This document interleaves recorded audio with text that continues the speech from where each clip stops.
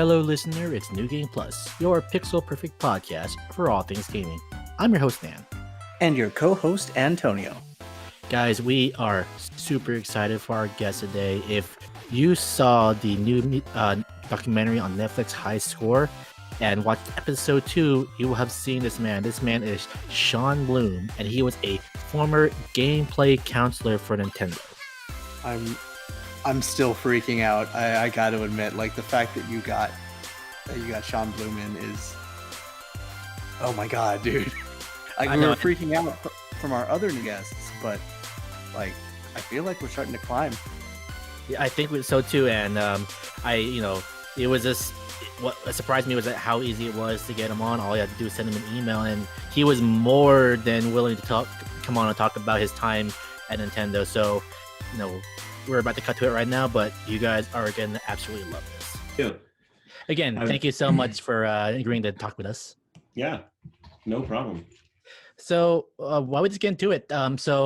We got Sean Bloom here, and he was a former Nintendo gameplay counselor. And, if you weren't alive in the 90s or, you were too young, but basically they were the kings and queens of the playground back in the day.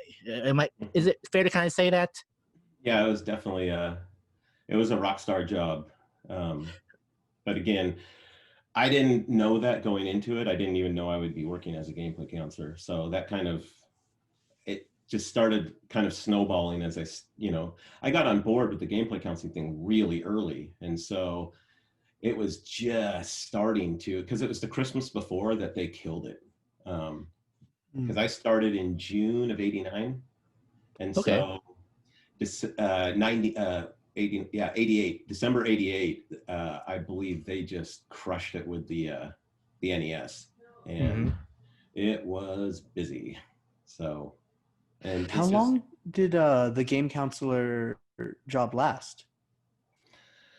I left, so I did it from 89 to 91, and then I came back for another 6 years. Wow. After leaving, and I went to a fine arts music school for a while, and then I came back a year later and needed a job and a car, so I went back to Nintendo and ended up working there for 6 more years. So, I mean, there are worse places to go back to, I assume, right? Yeah, I guess at that point I thought that was my high school job. I'm not going to do that anymore. I'm gonna do something. I thought, I'll be a musician when I come back. I'll just be in a band and I'll make money. Oh, yeah, right. Well, for a lot of people, that was probably their dream jobs back in the day. So. Oh yeah, well, it definitely became my dream job. And once I realized, like when I first started working there, they said work as much overtime as you want.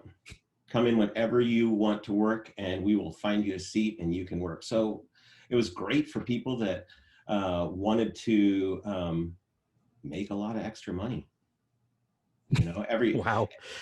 We had what's called Hell Week there, which was December 26th through January 1st. Mm-hmm. And it's Hell Week because how many people call customer service? How many times have you called your cable company when everything's great and just said, hey, I just wanted to let you guys know that everything's working great right now. No, you only call when there's a problem. So that was Hell Week. And I mean, can you imagine talking to, angry dads, but worse, angry moms who just bought this NES system and it's not working on Christmas morning? I can't imagine. Yeah, you're going to fix it now. So as a games counselor, did you have like knowledge or training of like how to troubleshoot Nintendo system problems beyond like tips and tricks for games? Yeah, so we had different, I started off as a full-fledged gameplay counselor, but then, if you want to get, increments in pay and things like that, you've got to kind of do more and cross-train. So I cross-trained to be first a consumer service, well, I guess it all falls hand in hand, but a consumer service rep, which, takes care of Nintendo Power subscriptions, all that stuff. And right alongside that would be the technical training on how to hook up a system. for me, that was super easy. It just made all the sense in the world, and I had no problems with that. But it wasn't the same for everyone. So walking people through that was sometimes really challenging. So, for a lot of people found out the gameplay counselors from that documentary High Score, where your job was to essentially walk kids essentially through certain games. During your time there, what games did you have that you could almost like guide people in their sleep? What were your easy games to do? I could walk you through Shadowgate just with my hands behind my head, leaning back, and Link to the Past.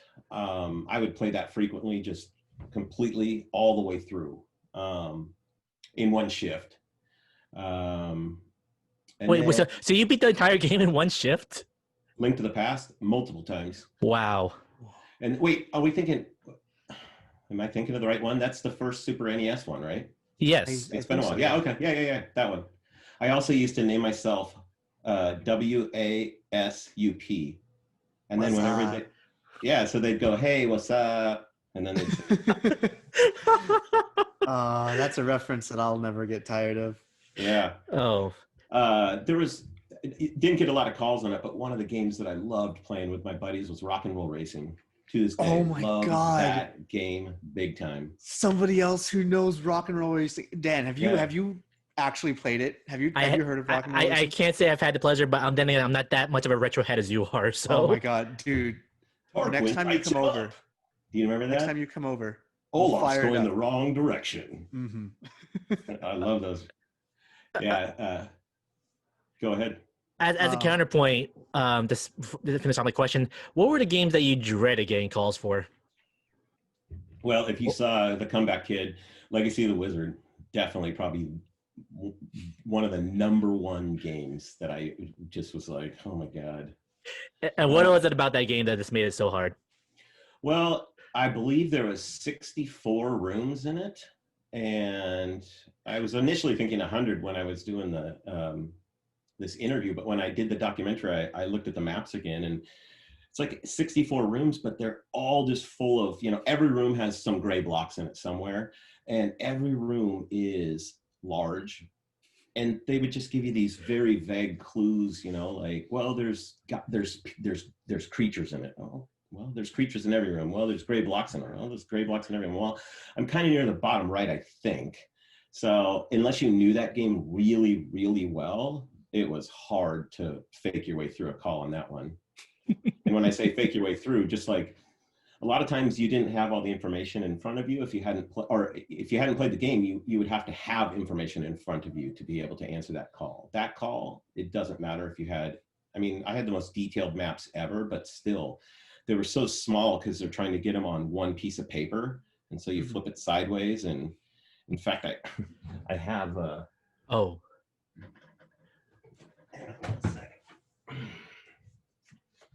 holy moly. So for those of you who are listening to the audio version of this, because we have Sean Bloom on video right now, he has pulled out what looks to be a 4 or 5 inch binder of. So here's an example of like Zelda. Mm-hmm. A full-on map of Zelda. Oh my god. Let me grab some glasses here. Since I'm blind these days. It's all those years of playing video games. We all know this, right? Yep. Okay. So, so the Legacy of the Wizard was definitely one. Another one, while we're thinking about it, was like the Lolo games. Oh. Mm-hmm. Lolo was definitely a fun one because there's so many different rooms to it. And some of them would have a little bit of a trick to it, but let's see here. Here we go. Oh, dear. That is the entire map of Legacy of the Wizard. Legacy. Oh my god. I'm intimidated. For if you're again, we're trying to describe this as best for the audio podcast, but imagine, Antonio, you're better at words than I am. Please, you try it. It's times. okay. So obviously, for people who are more familiar with like 8-bit games, you know that like the entirety of a level of Mario is just one big horizontal sprite map. Yeah, think about that condensed into like 1/50th of a page and stack that up and have 50 of those. And the main difference is a lot of them look very similar to one another. And then you're counting on kids as descriptions of where you're at. Like, oh, that must not have been easy. Yeah, and then you look at the detail on that map, and then you're doing Dragon Warrior. I don't know if you guys remember Dragon Warrior. Yes. The original Dragon Warrior. So here's a super detailed map. Ooh. Wow. See, that one looks so much easier of like, like what does the room look like shape wise? Yeah, it's but then everyone has their own interpretation of shapes and all that stuff. So some of those calls were crazy to get through. But so if you ever did get a call that you were legitimately stumped on, like what was the protocol? Like just pass it off to somebody else or? So one of the things that on one of the teams that I was on there, I kept up what was called a knowledge list. And so we would pass it around and everyone would go through. I would add all the new games. Every time they came out, I would get a list of new games. I would add them in there. And then, we would take the knowledge list and pass it around and people would check off, oh, I know this game now. I know this game. And then I would go in and add it to our master list. And that was just on my team.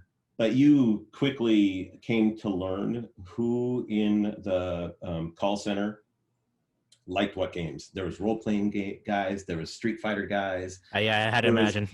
There was the side scrollers, the first-person shooters, all that stuff. So you kind of knew who was an expert at certain games, and pretty soon experts on certain games knew that you didn't know that game at all because your extension kept transferring calls to them. Mm-hmm. But, so you were never expected to know like every single game by heart, but you definitely had to be able to know where to send them very quickly. Yeah. So, well, we didn't have to have everything memorized per se, but you definitely had to, like when I got in there, I think we played the top 10 games in training. And if you did watch the episode that was not far off from Tom, like literally just, you tell me where the heart container number 4 is. You tell me where the favorite moment on that one, yeah. You tell me what this is. No kidding. And like if you failed, then he would like if you failed to tell him what the item was that you got for getting through this dungeon, then you would have to tell him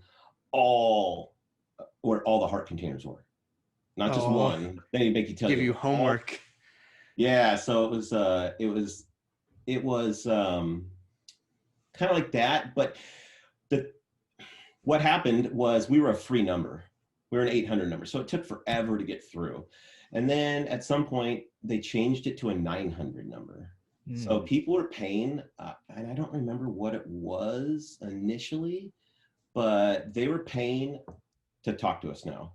And so when they started paying to talk to you, then they wanted the right answer the first time as quickly as you can possibly get it. They are paying for this. So all of a sudden the pressure was like on, like not only do I not know this game, I need to like figure out what I'm going to do with this person instantly. So I was always really good at just a little bit of small talk while I looked up what game they were calling on. I'd just make a little small talk, pull it up, and in that small talk, try to figure out kind of what was going on. And then I would just find what I needed for them, hopefully, and just kind of start reading through it. But reading through it in a way that made it sound like I was just saying this stuff. I was just talking.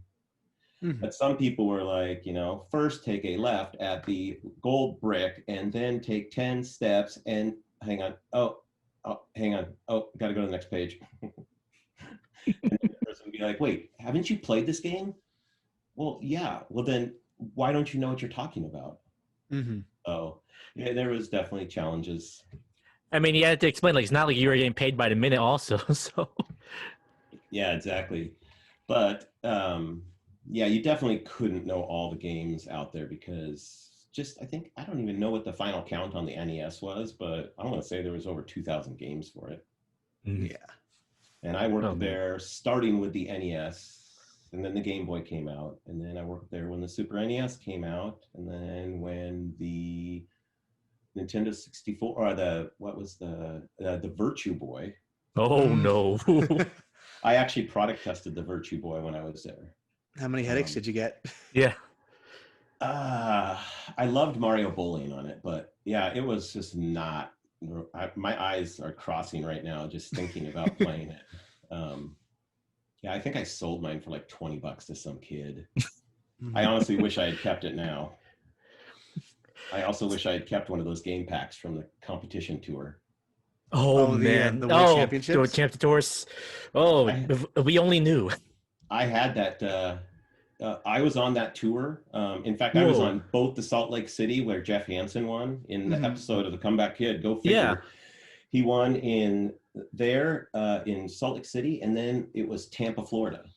Tampa, Florida was the absolute last city that I did. I didn't go to the finals for whatever reason. I didn't participate in the finals, but I was happy to have participated in all the cities prior to that. And I just happened to be in the first city he tried, which was Salt Lake City, and the city that he actually won in to take him to the finals where he won. But yeah, I had one of those cartridges, man. One of those. That's actually amazing. That's actually some weird providence that you were there those particular moments. Wow. Yeah, I thought that was pretty bizarre. And they didn't mention that in the documentary. Well, I don't know if it. I didn't know that they would use Jeff Hansen or anything like that. And I think in the documentary they filmed. I don't know. They probably filmed like 4 or 5 hours of just video footage interviewing me, and they didn't use, but a little bit of it. About 8 minutes probably total between video clips, audio, and then audio behind a cartoon. So was it hard regrowing that mullet? Not too hard because my hair was short enough that I could just pop it right over, but it wasn't too far off. I had a serious mullet back in the day. I loved those segments. Like it's weird because I ended up starting with episode 2 to prepare for the podcast. And I think the moment where I realized that, one, I was super excited to have you on as a guest, and 2, I really need to watch the rest of the series, was the segment where you talked about passing the test in order to get the job, because that was the most ingenious plan I could have ever thought. Yeah, someone said something to me about that, and they were like, "That's a classic," and I'm like, "It is." I had never heard about it before, and I have yet to hear about it again. But yeah, I don't know. Once I found out I could be a gameplay counselor, and then I saw the test on Zelda, I'm like, yeah, I played Zelda, but I wasn't like paying it. Like, it's not like I was like, okay, note number 1, heart container here. Like, I'm like, yeah, I got a heart container. Now what can I do? So when I saw that, I'm like, oh, I'm going to have to figure this out because I am not going to give up this job. I gotta ask, did they find out? Did you tell anyone afterwards that you basically cheated for that test? Well, so here's what's funny. I'm friends with a lot of the gameplay counselors from back in the day, and one of the guys that I was a gameplay counselor with, this guy Matt Simmons, we used to carpool every day. That we just had the same schedules. I think we worked Monday, Wednesday, Fridays or something, and like 4 or 5 hour shifts, just kind of part-time stuff. But we would carpool every day to work. And repeat your question again. Sorry. Did you ever tell anyone the fact that you cheated to pass that test? Thank you. Yep. So we carpooled every day to work. We were in training together. Like, he was in there with Tom and the pointing and name this, name that. And he reached out to me like a week and a half ago, and he goes, "Dude, what? I can't believe that you're in this documentary. And then on top of that, you cheated to get in? I had no idea." It's like, yeah. I said, that was a tough test, but it's the thing is that it was kind of like, does he know enough to be, someone that we think can do the job? Because we're going to train him. It's not like you just took that test and they brought you in the building and were like, "There's a headset, put it on, go for it."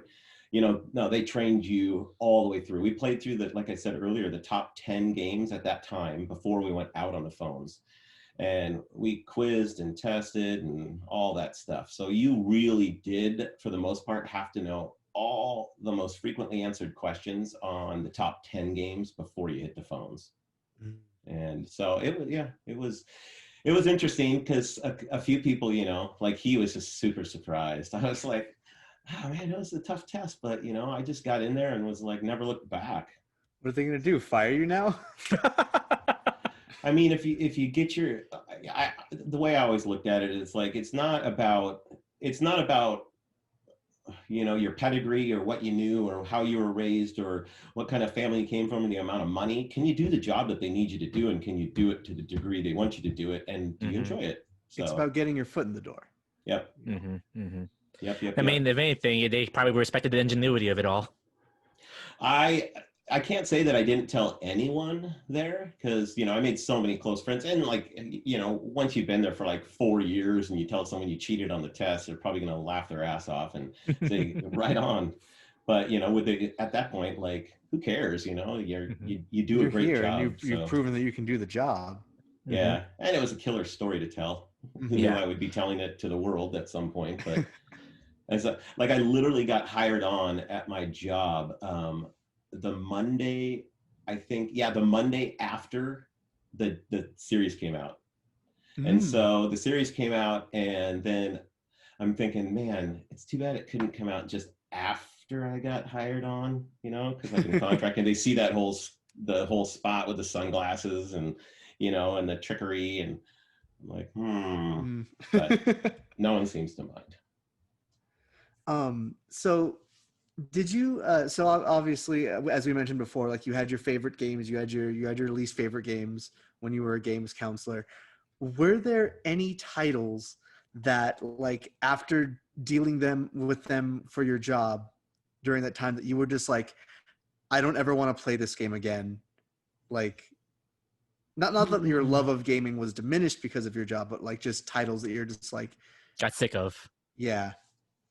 I was never a true RPG fan, like grinding and that kind of stuff. So I had to get through a lot of those, or I had to get through a few of them. But those were not my favorite. But if there was, God, what game would just be like something that I just dreaded going through? Trying to think, because you mentioned RPGs like Final Fantasy, Chrono Trigger, the Secret Mana. I actually enjoyed the Secret of Mana, but you were starting to get, that was SNES, so you were getting better graphics and things like that. Whereas my first foray into a true RPG was Dragon Warrior. So that was just like grind, and then go out and get killed, and you have to tell the kid like just grind for a couple of hours and you'll be good. Yeah, so it was like, wow, can't we just memorize what needs to happen here? Because it seems like I'm just walking around in these green dots. Yeah, I can't think of one that I never played Legacy of the Wizard, and I never will. I never even tried it. I tried a couple of the Lolo games. I didn't despise them, but I didn't enjoy answering questions on them because But the nice thing about those were, it would say I'm on floor 92 and I'm in room 6, so you knew exactly where I was at. But if you've ever looked at, well, I could probably pull up a Lolo map if you really wanted to see it.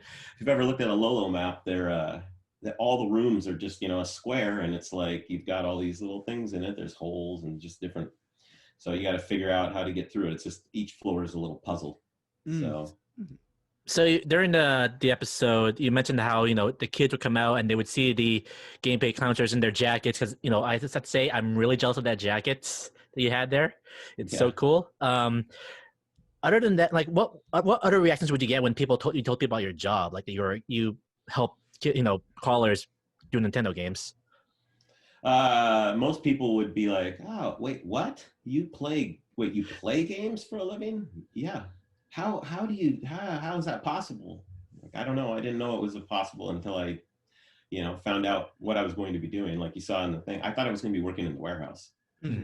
So when they gave me a test and said, come back with this, I was like, wait, what? For what? Well, And And how you would the would kids answer the react? questions. Would they like be begging you, like, can you show me around or stuff like that? Yeah, I remember going on vacation to Indiana, out Midwest. I went out there for like a week, and all these kids found out that I was a gameplay counselor, and so they're trying to ask me all these questions the whole time. How do I get to this? And what about that? And they didn't ask me anything about what it was like to be a gameplay counselor. They just wanted all their questions answered, for free. Because at that point, the only thing it cost was a ton of time, and then eventually it went to 900, and then then it did actually cost money. So they were just trying to get as many things answered as possible. And I took it with a grain of salt, because I'm like, well, you do have a pretty cool job. So can't, that would be like, being a rock star and someone asking for an autograph and him going, Jesus Christ, why? Well, you're a rock star. And it was kind of a rock star job. So I never signed autographs or anything. Well, I did it to Power Fest a couple times, but little kids going, oh my God, it's a real life gameplay counselor. You signed my little, they could buy their little thing all about their Power Fest in their city. So Wow. I signed a couple of those, but I'm sure no one's selling them on eBay for money. What were some of your other fondest memories of your time working with Nintendo? Well, Hell Week was always a lot of fun. I was talking about that earlier, because it was, eventually they did away with the unlimited overtime, but Hell Week brought that back. And so it was nice for me, because it was a chance to make a lot of money. But the other thing is I would be on the phone sometimes 20 hours a day. And because we were at the time open from, we closed at midnight and opened at 4 a.m. So there's only a 4-hour window where we were actually shut down.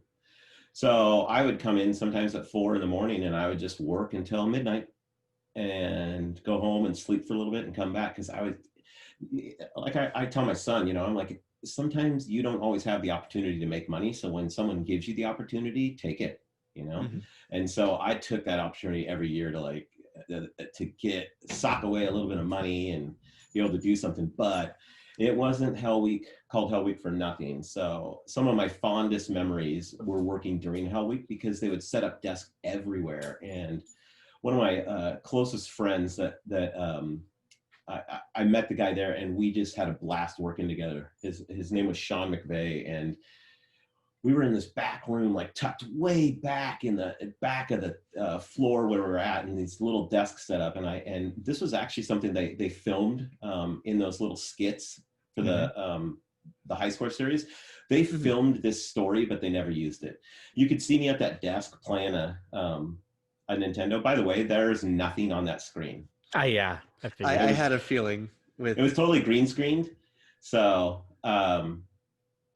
but anyways, they filmed this sequence that I'm about to tell you, which is one of my favorite stories, and they just never used it. So I'm sitting there, and I have these yellow squishy balls, and they said smile, have a nice day. And I don't remember who sent them to us, but we got boxes and boxes of them. So every desk had one floating around. And I had one, and I used to sit back in my chair, and I used to toss a ball up against the wall and catch it with one hand while I was talking. And so I'm sitting there, and I'm talking, and I hang up the call, and then the next call comes through, and I answer it, and this lady goes, "Don't hang up on me." And I was like, I wasn't planning on hanging up on you. My job is to help you. So I promise I won't hang up on you. And she said, well, the last person hung up on me. And so I throw the ball up, it comes down, it hits my fingertips, and I don't catch it, and it comes straight down, and it hits the wrap up. It was called wrap up, and that's exactly what it does. Wrap it up. The call was over.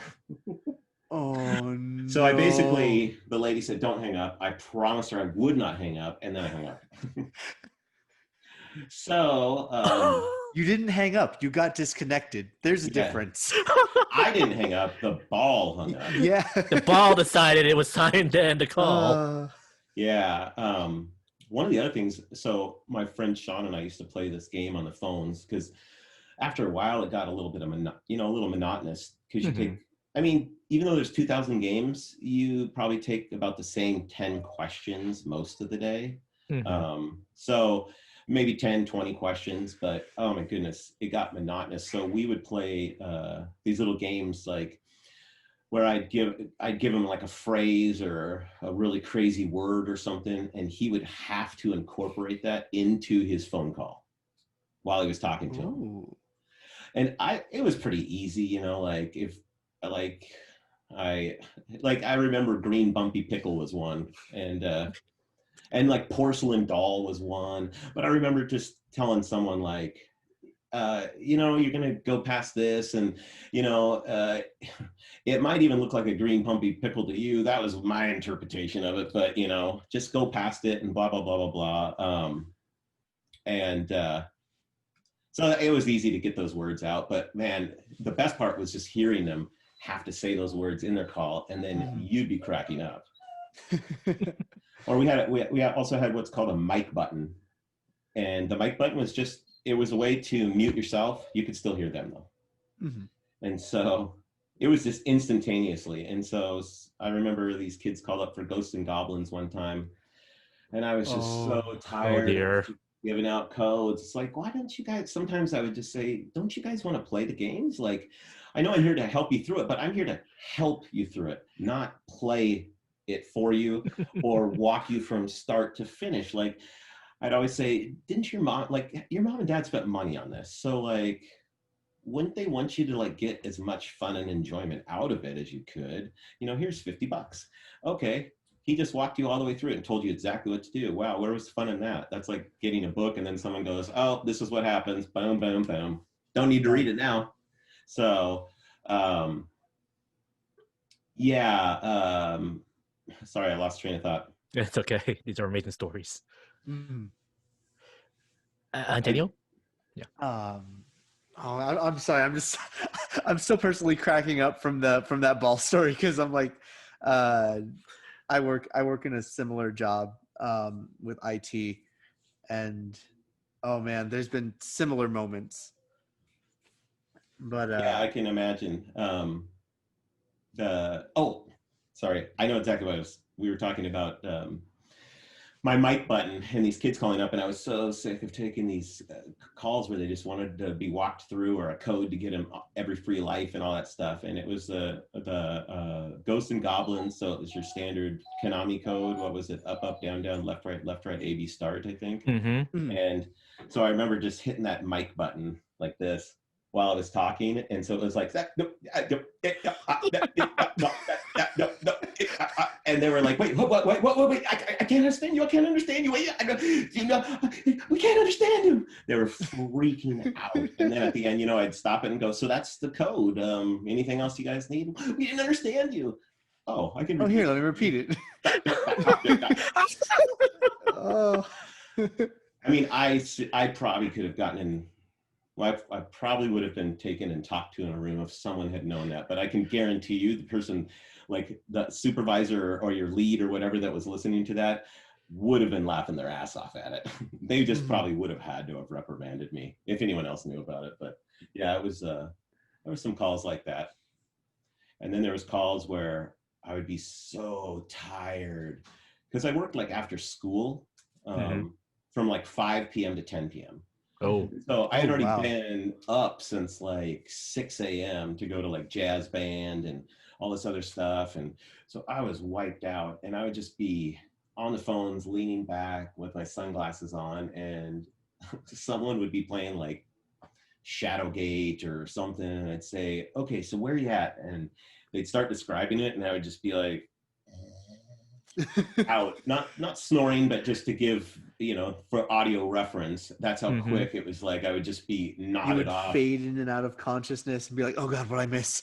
And then they'd go, so, and I'd be like, huh? They'd go, so how do I get through that? And I'm like, it's really tough understanding your description of the room. Is there anything else you can point out? Smooth. Like, oh, and then they'd start talking, and I'd be like,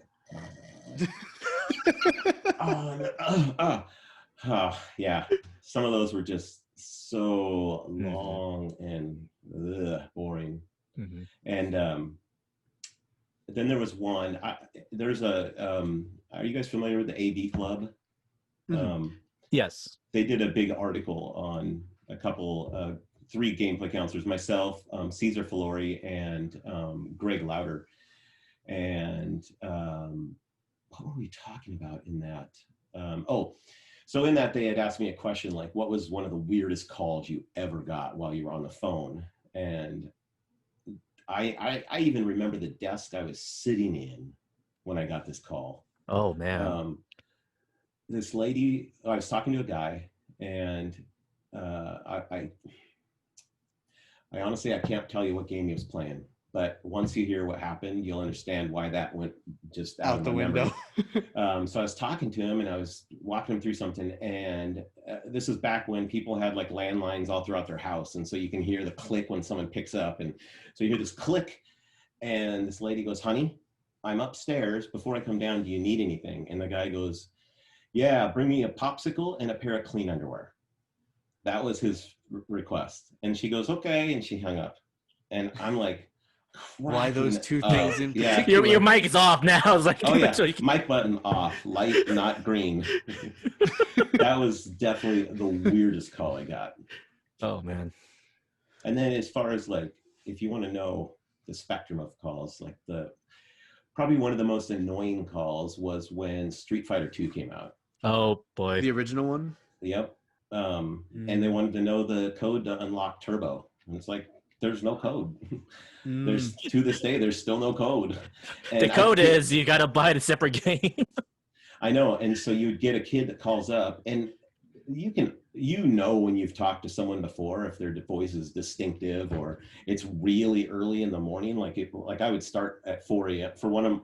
At some point I worked the 4 a.m. to like 1:30 in the afternoon shift. And I worked it just 4 days a week. I worked 10-hour days. And in the mornings, it was really slow. So you would get these kids from the East Coast calling at like 7 in the morning before school. Hey, you got the code for Turbo on Street Fighter? And you're like, no, there's no code for that. Sorry. Okay, thanks. And they'd hang up. And then you'd answer the next call. Hey, man, you got the code for Turbo on Street Fighter? Like, didn't you just call? No, click. And then they call back. Is there a code for Turbo on Street Fighter? And I go, you sound like the guy that just called, but you sound like you're talking in a fake voice or something. Click. But got him. It was just like they just didn't believe you. Like, if I call 10 times, then I'll get it. They just, you get that call all the time. And it's just like, no. Can't do that. Or people would call in on the consumer service line. And since I was cross-trained to do both calls, if it said gameplay in my ear, I knew it was gameplay. And if it said customer service, I knew it was customer service. So customer service, I would answer, and then they would go, hey, what's the code for so-and-so? And like, if you're not paying attention, you could just start rattling it off. And then you're like, oh crap, I'm not supposed to be giving out information on this line. So then they would call back and go, so-and-so, I got it from so-and-so. He said his name was Todd or whatever, and you're like, Todd's giving out gameplay information. And then you get pissed at Todd because you're like, dude, you're just making more people call that line for no reason. I'm guessing the protocol would be like, please call the game helpline. There's a separate line for that. And then when it was a paid number, oh man, the parents would be like, what? You want me to call and pay to get help through your games? Well, they're not really all our games. Only a small handful are actually our games. Yeah. And that's kind of console, but yeah, I mean, I think way back in the day, I don't even know it, like that we really only took calls on our games. And then as time went on, we would the games would go through testing and stuff at Nintendo. So they would play some of those games beforehand to do actual testing on them. But that was a very small handful of people. And at some point when the NES exploded at Christmas and we had all these licensees companies coming on board and just releasing so many games, these kids were just calling up going, I don't know how to get past the spot. And we're like, well, we don't either because we haven't played that game yet. It's made for our system, but we haven't necessarily played it yet, but we can answer our calls, on our games. And we started pushing them off to the licensee companies. And then the licensee companies, I think, were like, crap, we don't want to answer this. Nintendo's already kind of set up a little bit of this, structure. So if we just start sending them copies of our games, and I don't think we really got them too much earlier, if any earlier, on most titles. I think there was some that we would, especially if it's a Nintendo title, we could get it way up front. But we would just have to play the games and, you know, take the calls as they came. But that's kind of how it all started, was licensee companies like, if we send you the games, will you guys answer these questions? We just want to make our games. So, and some of them I know, like one of my buddies who I worked at Nintendo with as gameplay counselor as well. He left and went to Squaresoft, and he was like kind of a little gameplay counselor there with a few other people. So, Real. Did you ever actually have any opportunity to meet one of like the big wigs in Nintendo, like Miyamoto-san or Iwata-san or Reggie? No, I never met anyone in person. No one like Howard Lincoln or anything like that? I definitely saw Howard Lincoln all the time, and why can't I think of Arakura? Yeah, Arakawa-san. I can't even think of the names now, but yeah, saw them. There was some pretty big wigs that walked through just on, you know, I'm pretty sure, what's his name, Mr. Mario and Zelda walked through. Miyamoto, yeah. But no, I didn't actually really meet them. So, but I did. I saw a lot of people come through. It was fun too, because they would do like like at Christmas time, they would always have camera crews coming through doing, you know, here's how, you know, Nintendo gets through the holiday season when their games come out, you know, and they'd show, here's a gameplay counselor and here's a consumer service rep, and this is what they do. And I was in a few of those videos. I wish I still had all the clips of things that I was in back then, but way back then. So I was it was well over 20 years ago. I mean, you can look it up on the internet and see when the Major League Baseball strike went down. But when it went down, we had just released, I think we had just released it. Yeah, we had just released Ken Griffey Jr.'s baseball. Ooh, that's some rough timing. It actually wasn't rough timing. And the reason is Nintendo came up with the brilliant idea that they would have gameplay counselors all play every one of the regularly scheduled season games for every team. And they would follow the win-loss, everything, and basically have a virtual, you know, playoffs. World Series. Yeah, I don't know if it ever went to the World Series thing, but they brought Como out there. Como's a local news in our area, and they brought him out there and had us play. And so just by chance, they picked myself and my buddy Sean McVeigh, who I had so much fun on the phones with, playing our word games and cracking each other up. And so they asked us to play. I'm horrible at sports games. Like, I'm just, like, baseball is, you know, like maybe a volleyball game or something where, you know, I just have to like kind of focus on that, or a tennis game maybe. Hit one button, be good. Yeah, like baseball, it's like, oh crap, they hit the ball there. Now I need to press left, and it instantly becomes a button mash city for me. I'm just like everything at once. Hopefully it works. So they had us play, and like within seconds, he's got the bases loaded on me, and I'm like, this is freaking on camera, and I've got the bases loaded on me, and he comes up, and I'm like, oh, great. And so sure enough, I pitch, and he hits the ball, grand salami. And so I go, dude, I just totally grand salamied you, man. They didn't know who was who. They didn't know who was. All they knew is we were playing. I knew he had 3 on me on the bases and was up to hit. They didn't know who had 3. So he just straight up called you out. I just took the win, and he never said anything.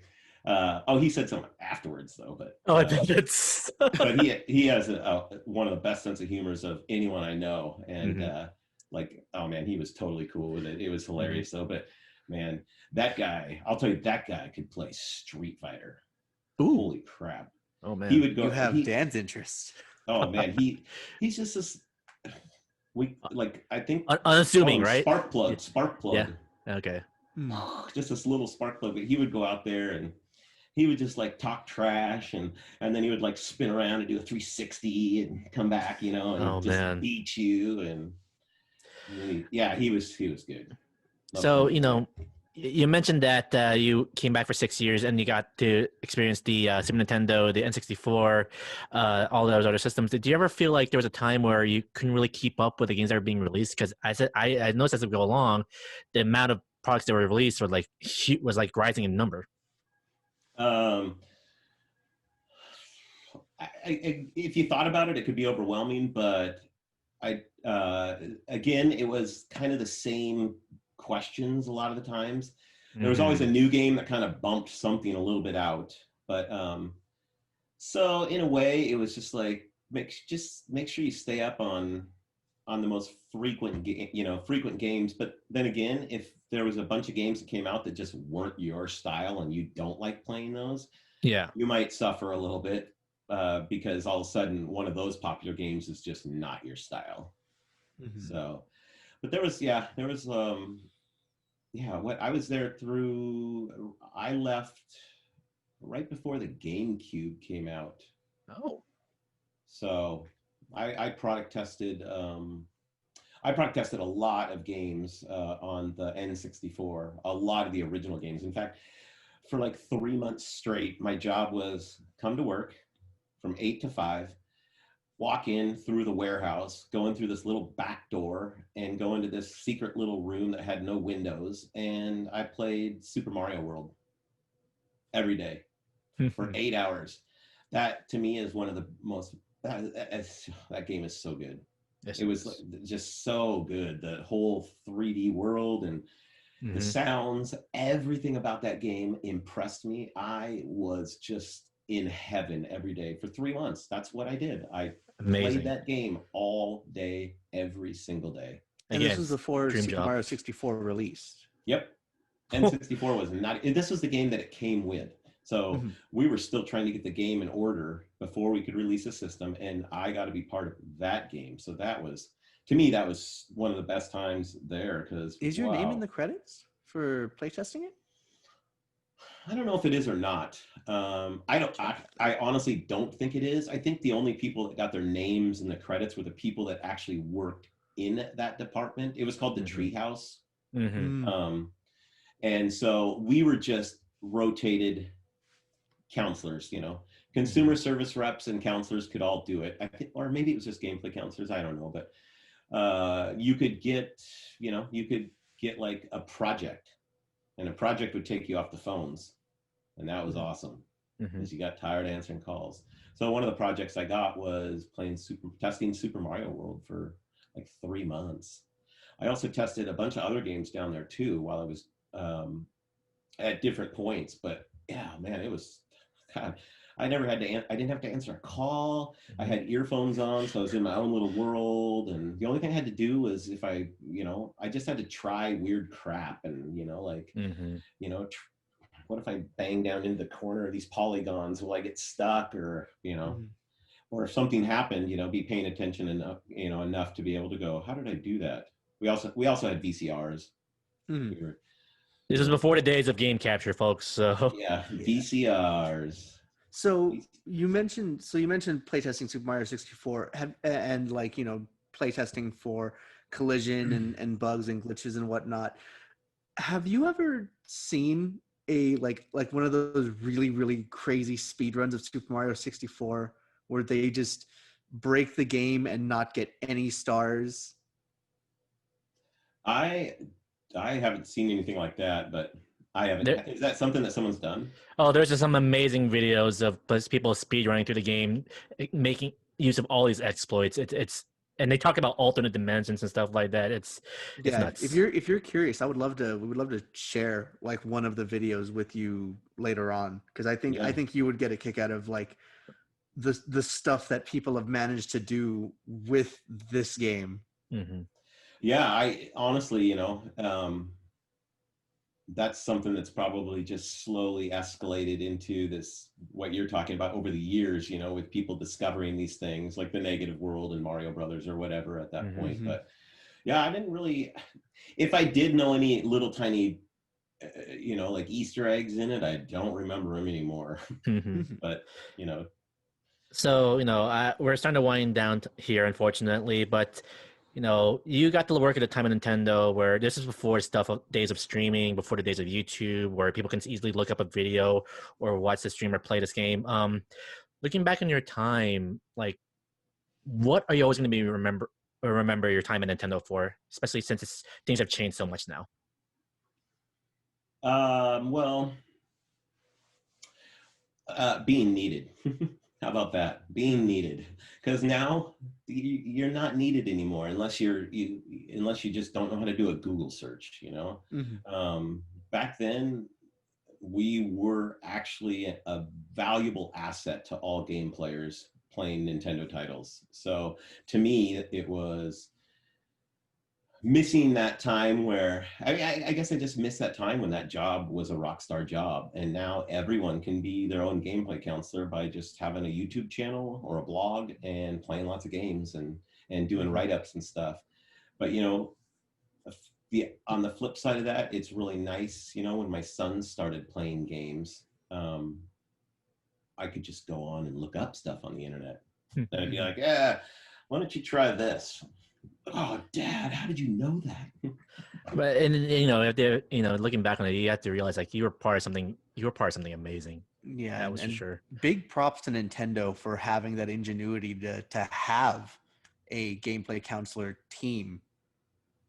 Yeah, they found they found a real niche in it, and found that and when kids found out that it was like literally like kids in high school that were working as gameplay counselors, that just fueled it even more, because there was kids and that was their dream job. My dream job is to be a gameplay counselor someday. And believe it or not, I had more than one person on a team over my 8-year tenure there. And this was closer to the end of my 8-year tenure there. Was like one kid, he moved from Idaho, so a state next to us, probably 6-7 hours away from Redmond. But he moved after he graduated high school, figured out a way to get out here and moved and got a job, became a gameplay counselor. And he's like, I am doing what I always dreamed of doing. He might have discovered soon after that answering the calls on the same question kind of sucks. That's like, being a rock band with only like 2 albums and you've toured for 40 years, you're like, I'm really tired of all our songs. Oh man, Sean, this has been an amazing time. Thank you again so much for taking the time to talk to us. Anytime. If you say anytime, we will hold you to that. Sure. Yeah. I kid you not. I enjoy talking about this stuff. So. So as both Nintendo fans, we can come up with a bunch of topics that we would love your input on. Yep. Let me know anytime. Seriously. And where can our listeners find more of your stuff? If you have any social media or any websites you want to plug. Well, you can always go to SeanBloom.com, SeanBloom.com. I'm a web developer, so it's just kind of my own personal website, but it just gives you any personal information you might need. I'm about to throw up, I need to update it and put up my IMDb link. I made it on IMDb. You have an IMDb credit now, yes. Yes, you can go into IMDb. I don't know if you saw that or saw the picture that they used for it, but man, someone just said, just snap a random shot of him in, interview mode. And I looked like I had just seen like a naked ghost or something. Like I was just like, I was like, that's horrible. So I actually paid to get a pro version of IMDb so I could go on and actually claim my account and edit my headshot. Welcome to world of Hollywood, apparently. Yeah, exactly. And now I got to figure out how to delete that other picture. No, nobody must know. Yeah, right. It's been interesting, but yeah, that's just that's my personal website. It gives you any contact information to get a hold of me. So that's how I got it. Yeah, exactly. There you go. And you guys ever played Skulls of the Shogun? I have not, but or Gallic Z. Yes. Did you? Yes, I actually loved that game. Yes, and now I remember Skulls of the Shogun. I actually remember that game now too. I actually did enjoy my time with that. All right, so I'm not going to be ashamed to say I wore this shirt on purpose not that this is a video podcast, but 17-Bit Entertainment. Shout out to Jake Kosdal at 17-Bit Entertainment. That was their first game, Skulls of the Shogun. Second game was Galaxy. I got a chance to play Galaxy before it even hit the streets down at his game company. And the reason I know Jake is because I sat with him on the phones when he was just coming out of training as a gameplay counselor. Nice. And ironically, he was a Sega developer also. He was totally a Sega developer. He was the first American 3D artist that Sega of Japan hired. Huh. But I'll tell you, when I sat on the phones with him, I had never met anyone that was more into games than he was, and every aspect of it, the sound, the graphics, the movement, everything. Like I remember when he brought his he brought his PlayStation over to my house, and Resident Evil had been released. That game freaked me out. He was showing it to me, and we were in this little studio I had that had no windows, and it was totally pitch black, and he was playing it, and he kept getting farther back in the corner, and he was like, oh, dude.